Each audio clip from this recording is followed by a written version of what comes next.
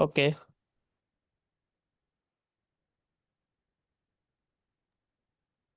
Mr. Saud, we are live. The floor is yours.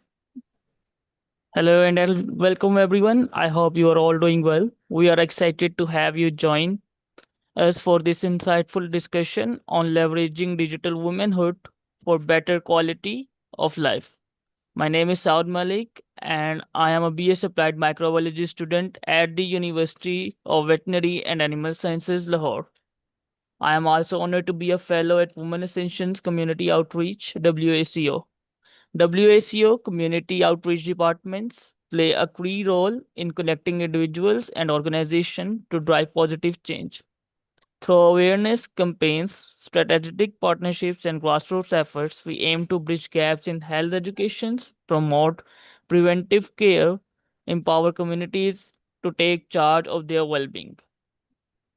Today's session is more than just a discussion, it's an opportunity to explore how technology, when placed in the right hands, can bridge long standing gaps in the healthcare, especially for women around the world. It is both an honor and a privilege to introduce our distinguished speaker, Ms. Muji Bekomson, a name synonymous with digital innovation in women's health. Ms. Muji is the founder of I Live Digital Health and the creator of FEME Women's Health Membership, two groundbreaking platforms that are bridging the gap between women and accessible, smart healthcare. With a solid background in medical laboratory science, Ms. Muji pivot to digital health was inspired by the inequities she witnessed during the COVID-19 pandemic. Since then, she has been on a mission to empower women globally through AI driven health support, breaking down long standing barriers in access and awareness. Her exceptional work has earned her a spot among. She leads Africa's top 50 under 30 rising motherland moguls, and for good reasons. Through FEME, Miss Muji is not just talking about change. She is leading a global movement that's making women's health smarter, more inclusive, and fully digital. Let's welcome to this powerful change maker, Miss Muji Bekomson. Miss Muji, the floor is Thank you so yours. much. Thank you so much for that introduction. I hope I'm audible, please. Yes, you are. All right, thank you so much. Thank you to everyone for joining us, specifically to Tamia. You've been so helpful. Thank you so much. And of course, my amiable moderator. Thanks for that introduction. It's great to be here and to be a part of what Women Ascension is doing for women around the world. It's so important that we have these conversations and we support each other, to move the needle forward. So today I'm going to be talking on something that's very close to my heart, and I hope after this conversation you can also take it seriously. It's digital womanhood. So most of my work so far has been in women empowerment, supporting women, women's well-being, women's health, and all of that can now be done easier and made more possible in this digital era. So, so I'll be sharing with you today, and I hope that you can learn a thing or two to go on and improve the quality of your life and also support others. So yes, let's get into it. Next slide, please.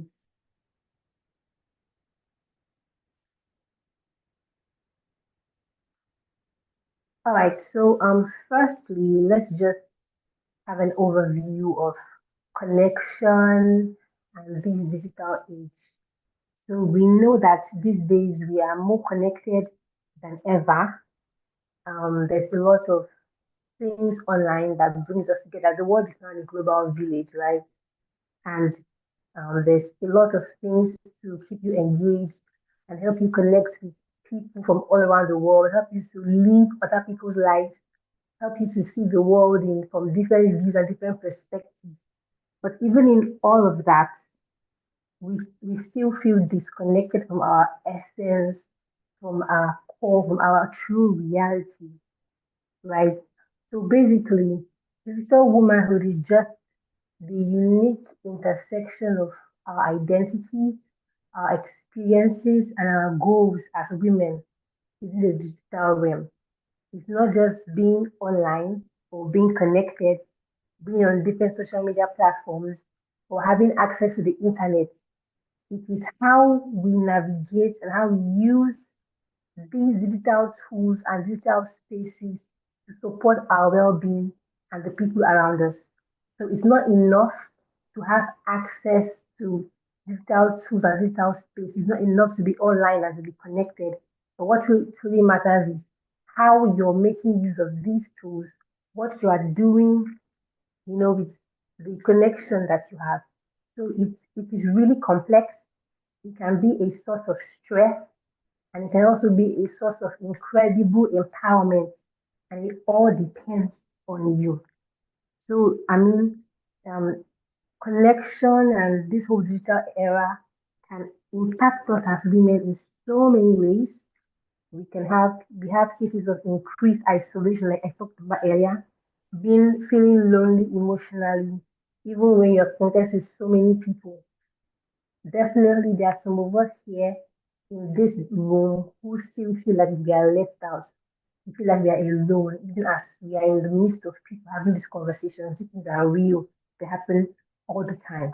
And then there's the emotional toll, continuous exposure to content and, and of course, strain your mental wellness. There's something called decision fatigue, and that can be as a result of being exposed to so much information. People are doing different things everywhere, and you're trying to keep up with what to copy and what to be like and what to take cues from. And you're just overwhelmed. It can take a toll on mental health. And then, of course, we have identity challenges. As we all know, social media is a comparison trap. And if you're not careful with your identity, with knowing, understanding who you are, you get stuck in trying to be like someone else, trying to get validation from someone else, trying to get approval from someone else, trying to look like a certain kind of people. We already have the famous tag going around where they call some people from part of the world minority. So people in some part of the world are called minorities, and then we keep um, we continue to feel the need to try to improve ourselves. So all of these are the impact that digital spaces can have on us, especially for women. Next slide, please.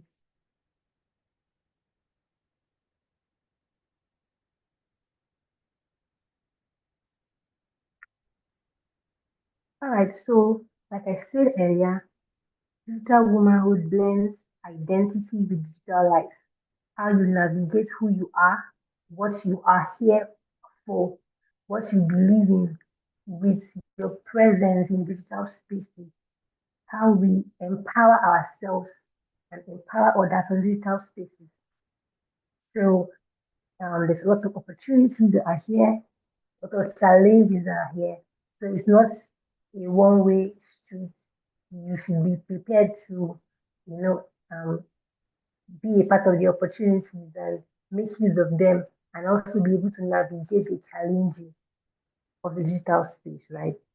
So there's great potential for empowering your health, for strengthening your voice, giving you opportunities to share your story and make a place for yourself. You're not online, like I said, to just be present or just be connected, but you're online to make a place for yourself to empower others as well. Next slide, please.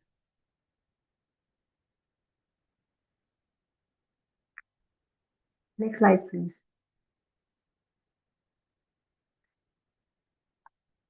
All right, so this is the moment of truth. We are going to try to navigate the digital noise and find out what is really holding us back. So the digital noise is, like I said, the information overload, the many voices that you're exposed to on social media, and the many things that you see that flood your imagination, flood your mind, flood your heart. and leave you sometimes confused, sometimes feeling very, very less of yourself. Too much data creates fatigue and indecision. We spend hours scrolling through Instagram, through Facebook, Twitter, LinkedIn, seeing people's achievements, seeing people your age, doing so many great things around the world, and then you're feeling, what am I? Or maybe you see people who look a certain way, and then you begin to idolize beauty standards, and you get hard on yourself because you don't look like them. You see things that are considered as the trend, things that we now make these things standards for our own lives, and give ourselves unrealistic expectations. And I would like you to first of all understand that not everything you see on the internet is real. Most people will not share their failures or their struggles. They only share the good side that will get the likes and the clicks. And so if you base your life on likes and clicks, you are definitely going to your digital presence is going to lead you to a dead end. And then we have the comparison trap that I mentioned earlier, unhealthy self comparisons, comparing yourself with celebrities, comparing yourself with people who you don't even know their story. So the people that you see that celebrated today have worked and worked hard for years, and then you just started today and you're already comparing yourself with them and feeling bad. You know, all these things are things we need to really evaluate and make sure that we are not draining ourselves online. And then there's the misinformation trap, especially when it comes to the issues of health, which part of what I'm doing at I Live Digital Health. During the COVID pandemic, there was a lot of news going around, a lot of tips and tricks of not getting infected, of getting cured. There was even a time when we had this rumor go around in Nigeria that drinking lots of salt or something will help cure COVID or help prevent from having COVID. And people in Nigeria fell into that information trap. Somebody just posted it online and it was getting shared, and the rumor kept spreading. People were drinking unreasonable amount of raw salt, and it led to death. Some were hypertensive and ended up dying, all because of misinformation. So you see how dangerous it is to not have the right sort of information, and we must be very careful to not be a part of spreading fake news or misinformation, whether in regards to health or anything at all, to finance or anything at all. So we have to also be careful of the kind of information that we let in. We have to filter information and don't pick anything you see and take it up and share it and start making decisions that you will regret later. The next thing is online harassment and negativity. You know, negativity and harassment can diminish safe online spaces. And we see this mostly for women. See how women are harassed, women are, made to or told to be a certain way, to shrink or to be less of themselves, on online spaces. All of these things can diminish the good that digital connection is supposed to bring to us. And then there's digital burnout, the always on culture, the need to always be on, always be present, always hustle, always represent. It's, it's crazy. Even I have personally suffered from it. I used to be, I used to use other people's success as a benchmark for myself. And I used to feel the need to always be online, to always hustle, to make money and to achieve this and that. And it was crazy. I had to go through a process of discovering myself, a process of redefining my goals, what I wanted to achieve, my identity, before I finally made peace with who I am and what I wanted to be. So all of these things are real. They are not just figures for a presentation. It happens every day. It might happen to some of us here too. We might be losing ourselves in the digital spaces. We might be overwhelmed with things that we see and hear every day. We might be getting lost in online connections. And so we need to really think and reevaluate, what am I online for? Is it doing more harm than good? Am I making the best use of it, or is it draining me and taking out of my life? Next slide, please. So now this is the turning point where we must shift from passive consumption to active leveraging. We have consumed content enough. We have consumed news enough. We have spent our lives just consuming what other people say, what other people do, whether it is real or not, whether it is true or false. And so we need to start making active steps to become architects of our digital lives and not passive users. We need to learn to use digital tools intentionally to serve our goals, to achieve our goals, not just to consume or be mere spectators. Now, first of all, the important thing is purposeful use. Focus on benefits, not just online presence. So I intentionally deleted Facebook, and I'm not even on TikTok. I don't have a TikTok account. I never had, because I wanted to focus on the benefits of social media tools or digital tools, not just presence. I mean, there is no award for the number of social media tools that you're active on. So if these tools do not serve me, do not serve my career, do not serve my journey, the path I'm on right now, there's no need to feed myself with all that content and lead myself to burnout and stress. Now I stick to the tools that keep me connected to the people that I need to be connected with, the tools that help me get inspiration for my work and my business, the tools that can help me to network. I'm not interested, I'm not under any pressure or fear of missing out and juggling so many social media apps at the same time. So we also need to think of the purpose, purposeful use of social media tools. Streamline the tools that you use. If they don't really serve you, there's no need to exhaust yourself, and consuming all that content and probably not doing any good for you. Secondly, intentional engagement. Choose platforms and content that support your well-being.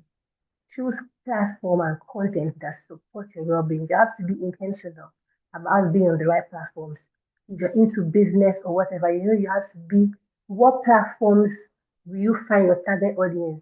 What platforms will you find people you can network with, people that can be useful for your business? Like I said, you don't need to be juggling around different social media platforms just because other people are doing it. You have to be purposeful and intentional about engaging. Since I became intentional about engaging online, my life literally changed. I began to get opportunity, network with people, meet people that have been useful in my career so far. I wouldn't have achieved that if I was just juggling around different platforms, following trends and all of that. So we have to be intentionally engaging on social media. We have just 24 hours in a day. What are you going to use that for? Thirdly, empowerment. We need to leverage technology for growth, confidence, and health. Technology is making the world, making everything easier. You can learn anything online. You can start a business without any team or co-founders. I bootstrapped I digital health all by myself without a team. And AI and all the tools we have access to is making everything easier. So instead of scrolling aimlessly on social media, I use my time to research. I use the digital space to research, to find out, explore different tools that I could use for my business, to learn. And it has been so helpful. I've been able to achieve so much just by being online in the right way, by making the right use of digital spaces. And trust me, you too can do that. Next slide, please. So let's just quickly run through some key pillars for leveraging digital womanhood. First of all, for women on the digital space, your health and well-being is so important, and you can make the best out of your health and well-being with digital tools. We already know that women's health is underserved around the world. Women have their health concerns dismissed, Women complain about, feeling bloated, brain fog, and they're told to just suck it up. Women complain about menstrual cramps, menopause struggles, and they just told it's part of womanhood, you'll be fine. Nobody really cares. Women are misdiagnosed, and they are left to suffer with their womanhood struggles because it seems to be a women's problem, right? So it's so hard to get real support, to get guidance for your health and your well-being. But that is now made easier, and that's now made more accessible with digital tools. So there are actually tools that can help you navigate menopause, that can help you navigate your menstrual health, that can help you manage hormones, that can help you navigate mental health, help you redefine womanhood and live a much better life. It is happening already. These tools are present. This is part of the work I'm doing at Digital Health. And so it's very important to leverage all these things and make the best out of your life. Also, community and support is so important. There are online support groups, accountability partners to help women navigate motherhood, marriage, career, business and everything. So there's no excuse for you to feel isolated. There's no excuse for you to feel left out or to feel stuck or stranded. You can get mentors online. You can connect with people and support groups to help take you to the next level online. So while you're at it, don't just be silent. Learn to start conversations, be a part of meaningful things, join networking events, and you never know how far it will take you. The digital space has left the door open. So we should not just sit and watch, but we should actively step into rooms and take charge of our lives and our well-being. And then there's learning and growth opportunities with courses and webinars, skill building workshops. I'm literally building a health tech platform without a single tech degree. Everything that I've learned so far about technology and health tech, I have learned them online from courses, from webinars, from skill building workshops. I attended the AI upskilling event by Upskill some weeks ago.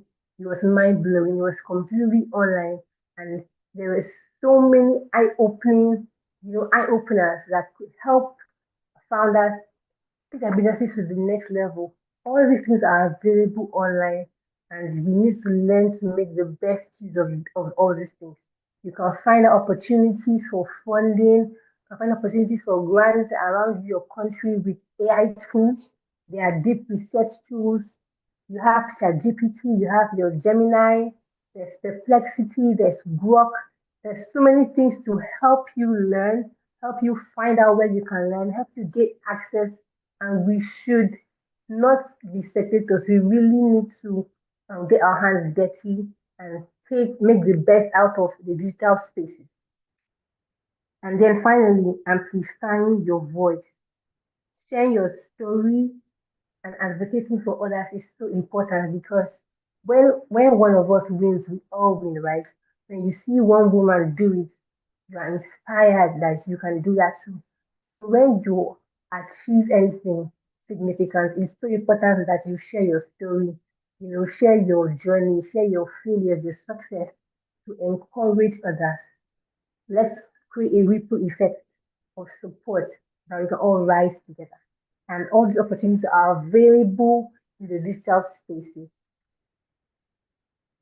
You can also, of course, build your personal brand and get mentors. I've got some mentors online just from LinkedIn. I mean, real life mentors that went on to have physical meetings and even collaboration. So how are you leveraging digital spaces? How are you how are you making the best out of it? It's not enough to just be present, but you need to knock on digital doors and start conversations. Build your personal brand. The way the world is going, in a few years, no one might care about your resume or CV anymore. It will be about the brand that you have online.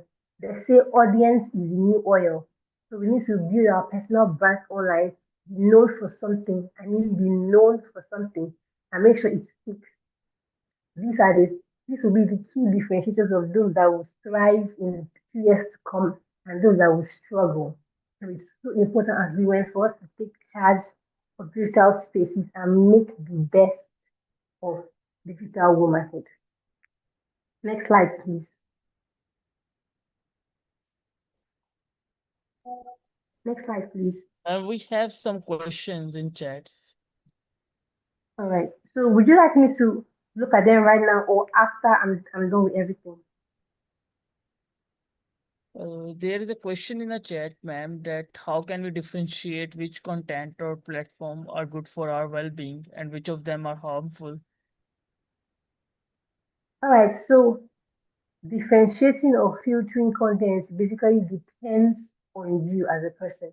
There are some things that I will see or I will read that might not negatively affect me based on my background or my upbringing or my personal values and principles, but you might find them difficult. So you need to first of all know, understand yourself, understand who you are, understand what works for you and what doesn't work for you. And if you notice that getting exposed to this kind of content affects you anyway, mentally or emotionally, you need to filter and cut it off.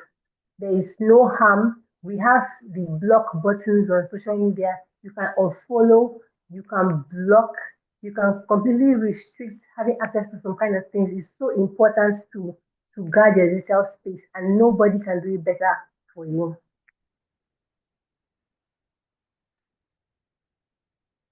All right, so just quickly want to be the strategies for smart leveraging. First of all, set clear intentions, define what you want from digital engagement.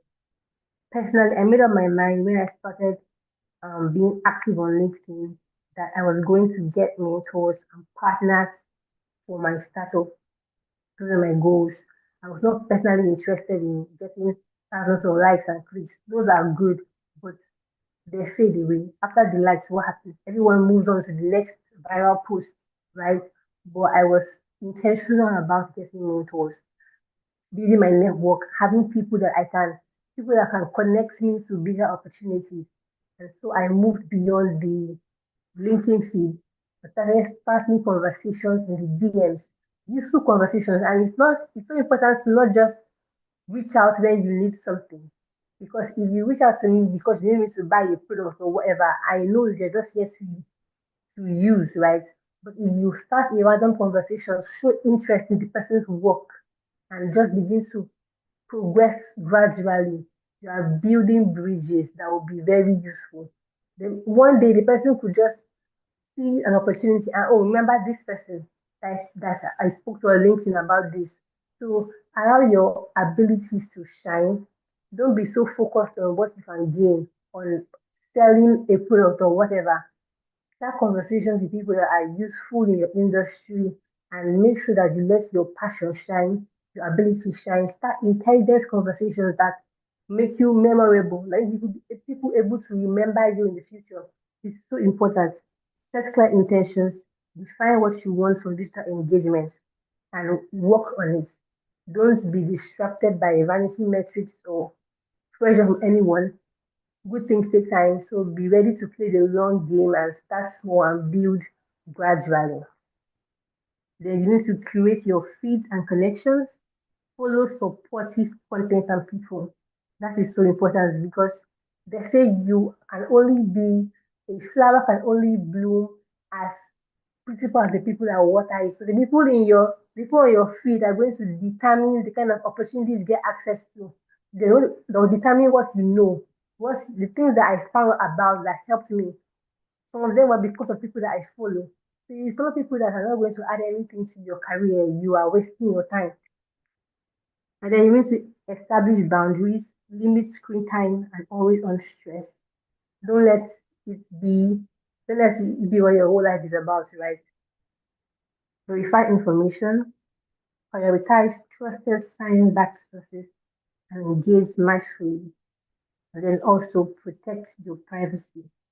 Secure your data and digital identity. While we are in the age of sharing and sharing and sharing, don't be tempted to overshare. There should be clear boundaries, right? And you have conversations and you and the digital space, there should be boundaries. Be careful of what you share, protect your privacy because not everyone is online to do good or to network. Most people are online for all the wrong reasons, and you have to be careful of them. You cannot be 100% careful, but at least you can make an effort. Next slide, please.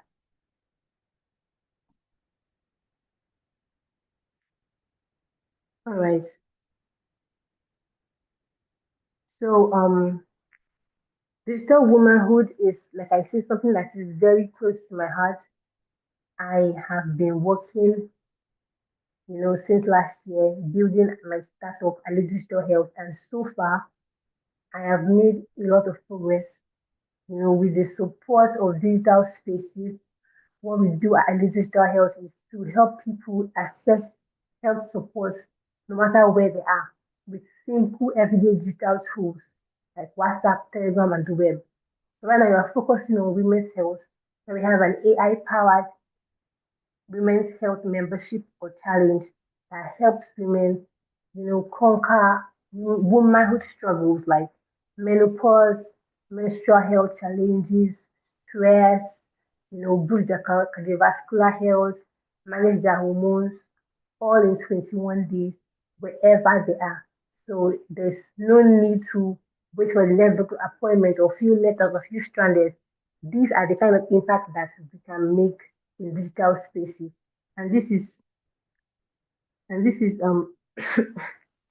something to inspire you that you can do big things from small places. You can start with whatever you have and make use of digital space to not just empower yourself, but empower your community and those around you.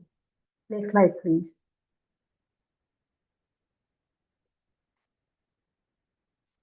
So, like I said, the digital space is our power. It has put so much power in our hands. We can achieve anything right now.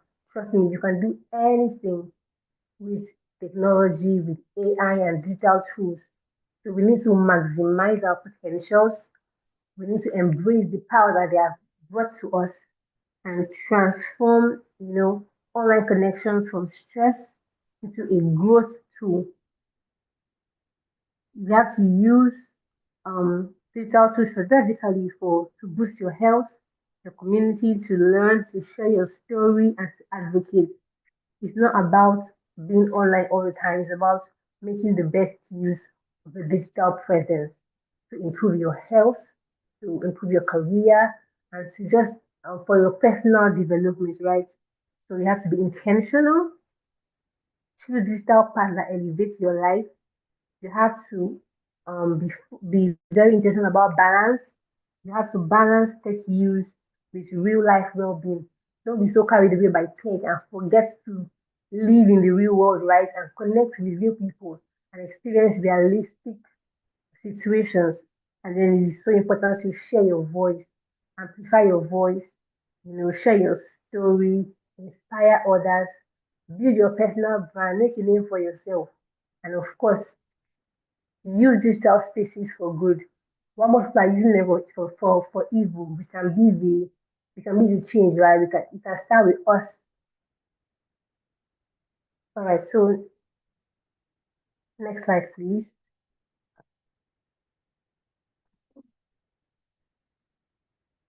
Yes, so what we are doing at Women Ascension is so important, having these conversations, supporting each other, and I will like to invite you possibly if you are struggling with, womanhood challenges in health-wise, menopause, menstruation, hormones, stress, you could reach out to me or reach out to Tamina or anyone with Women Ascension and they will link you up with me.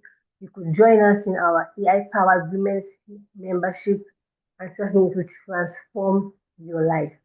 So do not forget that it's not about being online, it's about making the right use of digital tools for your well-being and to empower yourself and your community. So thank you so much for listening. I'd like to hand over to my moderator and can go through any more questions.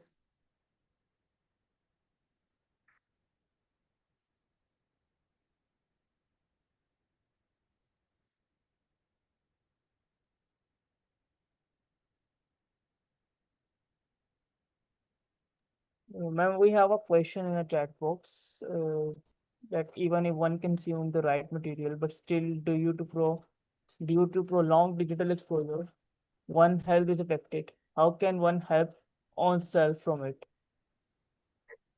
All right. So can you be specific about what area of your health is affected? I think that should be Canvin. Can she? Is it possible for her to speak?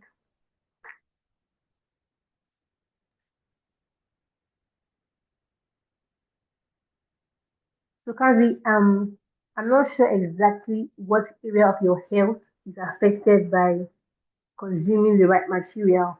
But trust me, you become what you read, you are what you consume, right? So if you are intentionally consuming the right material on digital spaces, chances of your health getting affected are limited. But of course, I'm not quite sure what areas of the health are getting affected. If you mean mental health or maybe your emotional health and well-being, then no, you won't be affected by consuming the right digital content, except you are having a wrong view of digital content. So your question is a bit vague, so we need to understand exactly specifically what you're talking about.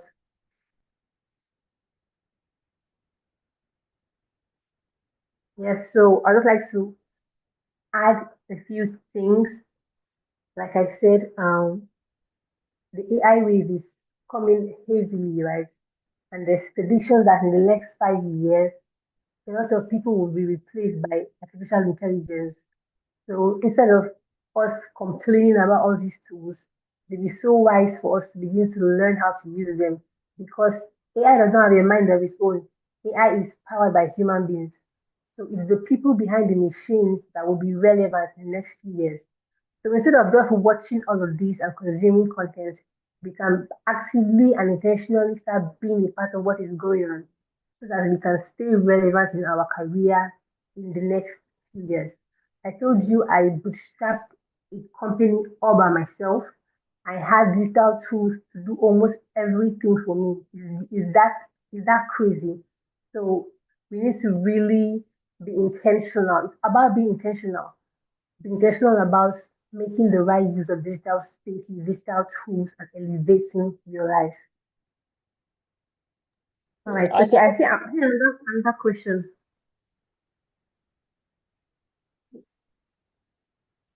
Okay, we have another question from Kushi. Ma'am, I have a question that you have faced challenges while building digital tools for women. How do you overcome those challenges? Yes, I faced. I have faced a lot of challenges. I mean, I even had to. I ended up launching a newsletter just talking about my journey and everything I have faced so far. At the beginning, when I started building my company, my laptop crashed, and so I had to build with my iPhone.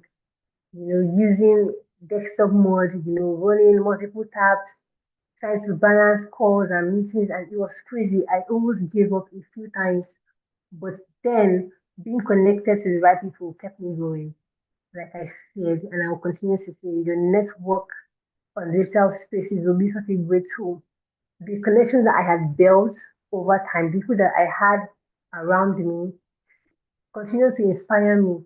Sometimes just seeing someone else push you through can inspire you, ignite your fire to continue to push through. And that was part of what kept me on. Most times I just feel like giving up, and then I'll see one person in my network who's also struggling but still fighting back. And then I am reminded of the fact that it is possible. We can do big things from a small place. That's why I keep sharing my stories so every other person can realize that you can do big things from a small place. You can start with whatever tools you have. It will be difficult, it will be challenging. Learning something new or starting something new will be so challenging. But I mean, as you continue to be inspired by other people, trust me, it takes time, but you will get there. You get to that place of, of feeling grounded and safe. At this point I'm in right now, nothing can make me give up on my dream anymore. I feel like the dream is now bigger than me. It has gone beyond me. It's more about legacy. And that's the point that we can all reach.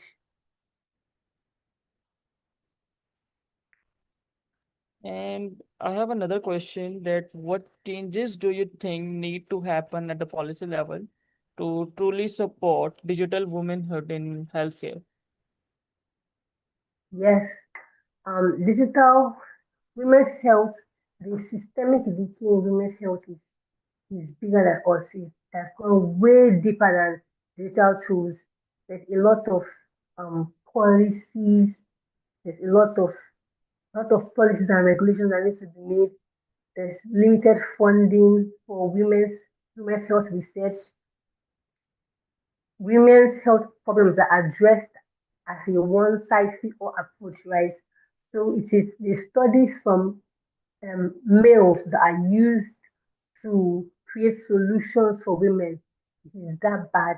And so first of all, we need to start by having representation at the table where decisions are made.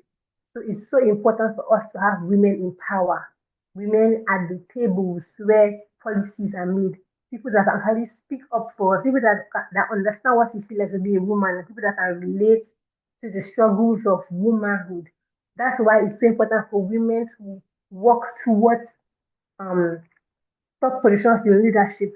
Because if there's nobody there when they are making the big decisions to speak for the women, it will continue to affect what happens at the grassroots. But while we cannot depend on that alone, we as women can also make efforts to help and support each other by being proactive in creating solutions. I was speaking to someone and he said he has been looking for a female co-founder for a women's health project, but it seems like women are not interested in taking up active roles in creating solutions. And that is so sad and so true. We just sit back and, complain and just do basic things. But women are supposed to actually take steps in creating solutions. It's not enough to complain about the government and say what the government has not done. What are you doing? What can you do? What solution can you create for your community? How can you help the women around you, right? So we need to think outside the box.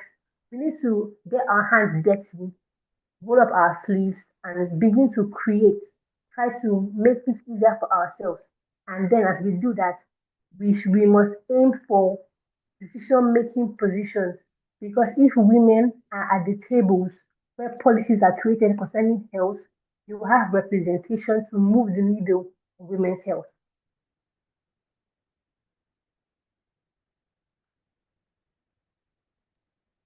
Miss Kanvi has raised his hand. Do you have any question, Miss Kanvi? Yes, I would like to rectify the situation. My question, since ma'am has some confusion regarding the same. Ma'am, actually, I was creating a scenario. Though the person who is consuming the digital data, that is good for her. She or he is well aware of the same thing. But digital exposure do affect their health. So I wanted you to give you on that part. How can one balance their work digitally as well as their health? I hope the point is clear, ma'am. Okay, thank you, Candy.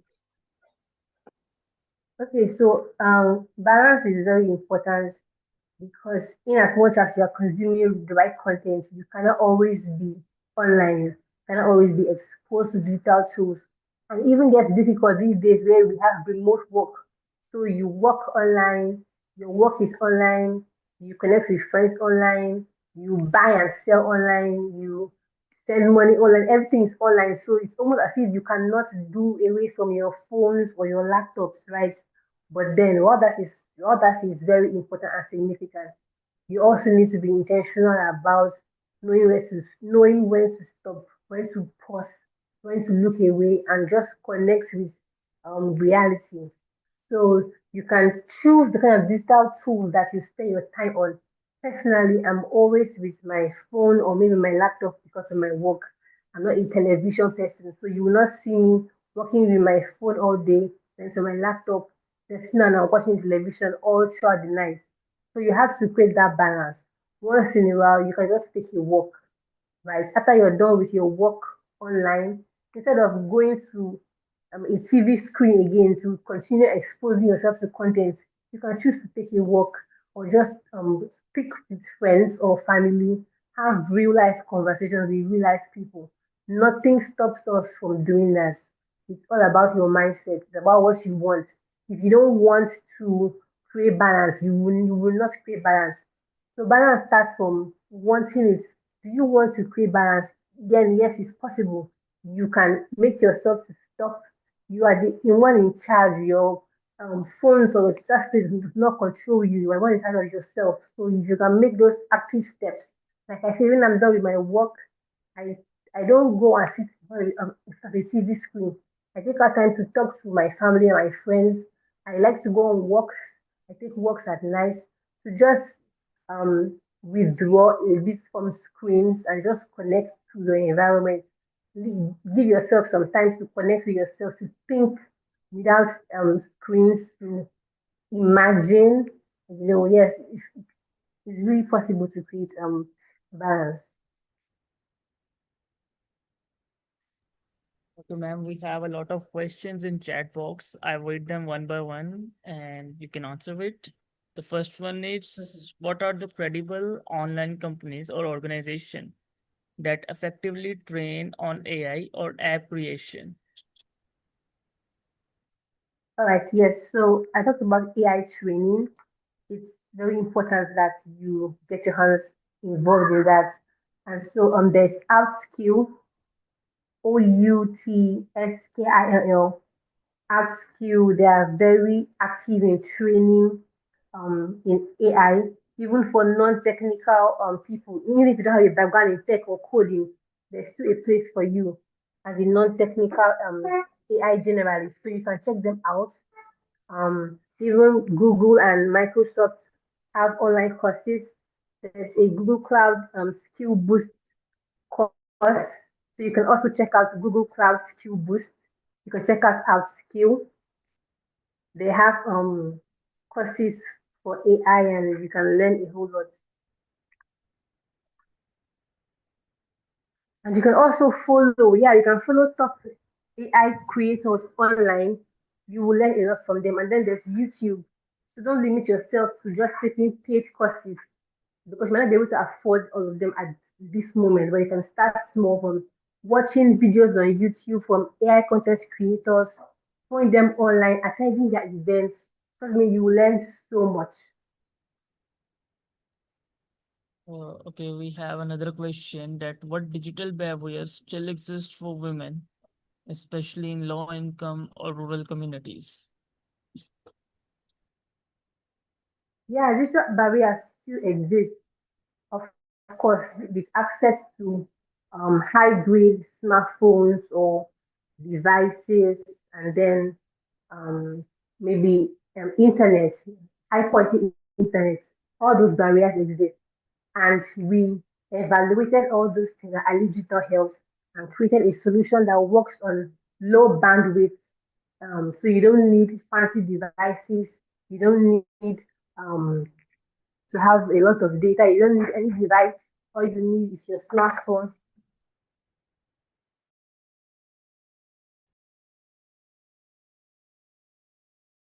Uh, we have another question that what are the credible online companies? I think it is done. Is digital burnout really even if I am passionate about what I do online? How do I know when to pause?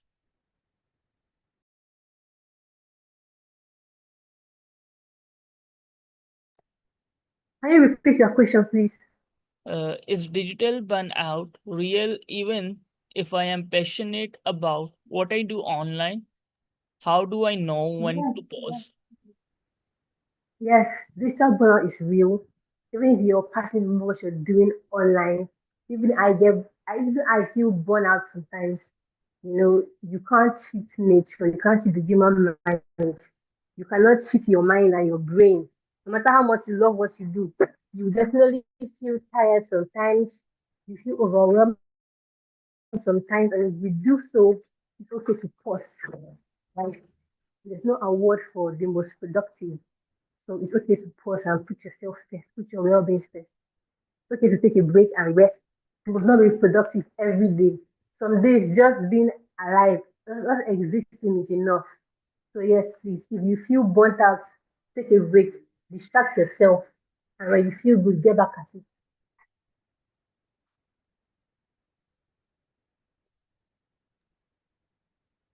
Okay, we don't have more questions. So thank you, Miss Muji, for your inspiring insights and for showing us how digital tools can truly transform women's health and well-being.